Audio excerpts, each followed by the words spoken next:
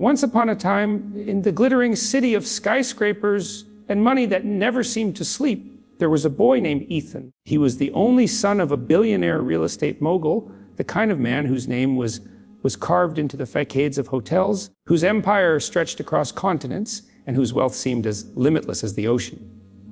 From the outside, Ethan's life looked like a dream. Chauffeured cars, private tutors, vacations in the French Riviera, and every luxury a child could ever imagine. But behind that golden curtain of privilege, Ethan carried a secret shame. No matter how hard he tried, he failed every test. His report cards were a never-ending tale of red marks and failure notes.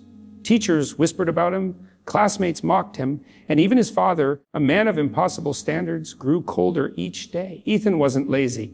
He would sit at his mahogany desk for hours, staring at the pages of textbooks that seemed to blur into a meaningless storm of letters and numbers. He would memorize, repeat, and still, when the exam paper lay in front of him, his mind would go blank.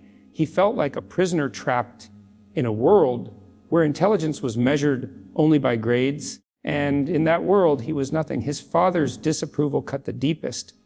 "You're a disgrace?" the man once said, tossing a crumpled test across the marble floor. Ethan carried those words in his heart like a stone. Every morning, as he trudged into his elite school with its marble halls and chandeliers, Ethan kept his head down. He had no friends, only shadows of people who pretended to like him for the money his last name carried.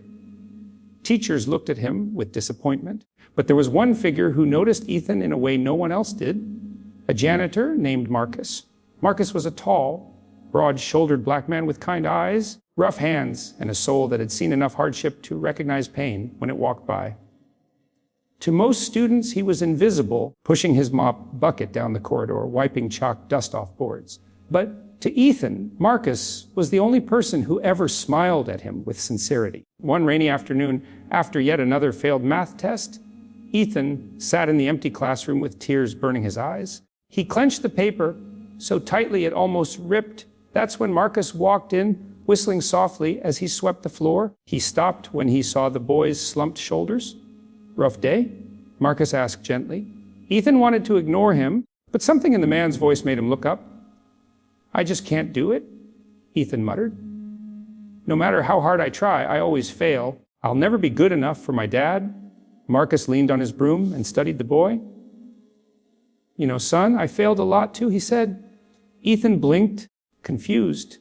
Marcus didn't look like someone who failed. He looked strong, steady. "When I was your age, I failed almost every subject. People told me I'd never be nothing. But I learned one secret and it changed my life." Ethan frowned. "What secret?" Marcus crouched down so he was eye level with the boy. His voice dropped, calm and deliberate. "It's not about how much you know. It's about how you learn. You've been trying to learn the way everyone tells you to. But your mind has its own way. You need to find it. That's the secret." The words hung in the air like a spark. Ethan had never thought about it like that. He had always assumed he was broken, stupid, incapable. But Marcus's words suggested something else. That maybe he wasn't broken, just different. Over the next weeks, Marcus began meeting Ethan after school. He didn't look like a teacher, but his lessons were unlike anything Ethan had ever known. Instead of sitting at a desk memorizing facts, Marcus used everyday things to teach him. Fractions became slices of pizza they shared. History came alive as Marcus told it like a story full of heroes and villains. Vocabulary grew as they read old newspapers Marcus had saved. For the first time in his life, Ethan's mind lit up. He wasn't failing, he was learning. But Marcus's greatest lesson wasn't about academics. One evening, while sweeping the gym, he told Ethan, "You think your worth comes from grades or from your father's approval. But your worth comes from what you do with what you've been given. Knowledge is power, but wisdom is freedom." Ethan held onto those words as tightly as a lifeline. Slowly, his test scores began to climb. Teachers who once rolled their eyes now raised their brows in surprise. His father noticed, but instead of pride, he remained skeptical, muttering that it was probably just luck. Yet Ethan knew the truth. It wasn't luck. It was Marcus's secret. One day, a particularly difficult exam in mathematics arrived. Ethan sat trembling at his desk. But instead of panicking, he remembered Marcus's voice, Find your way to understand it. He broke the problems into small steps, like Marcus had taught him. When the results came back, Ethan had passed, not just barely, but with one of the highest scores in the class. The shock rippled through the school. Whispers followed him in the hallways. His father, upon seeing the report card, stared at it for a long time, his cold mask cracking for the first time. "How did you do this?" he asked. Ethan only smiled, thinking of Marcus pushing his mop down the hall. But Marcus didn't want recognition. When Ethan rushed to tell him, Marcus only laughed and clapped his shoulder. "See, I told you, the secret wasn't mine. It was always in you. I just helped you see it." As years passed, Ethan grew into a young man with a quiet strength.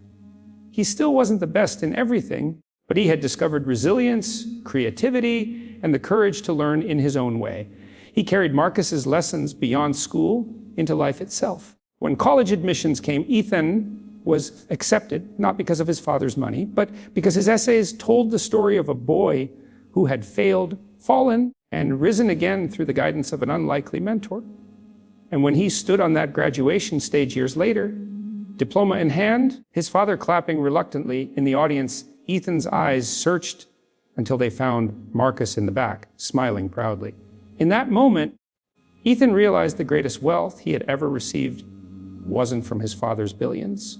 It was the secret a janitor had given him, the secret that he wasn't broken, that he could learn his own way, and that his worth was never tied to failure. That secret carried Ethan through every challenge of adulthood, and he never forgot the man who swept the floors of his school, but cleaned the dust off his soul.